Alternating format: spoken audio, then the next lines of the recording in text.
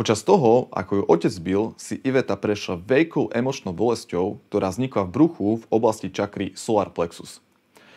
Tým, že si prešla traumou, čo je vlastne neukončenie a nerozplynutie emočnej bolesti, tak túto emočnú stopu, ktorú si počas svojej bitky prežila, si aj ponechala a potlačila ju do podvedomia. Táto emočná stopa v jej bruchu začala vytvárať myšlienkové vzorce typu nie som dosť dobrá, som hlúpa, musím byť vo všetkom dokonalá, inak ma potrestajú.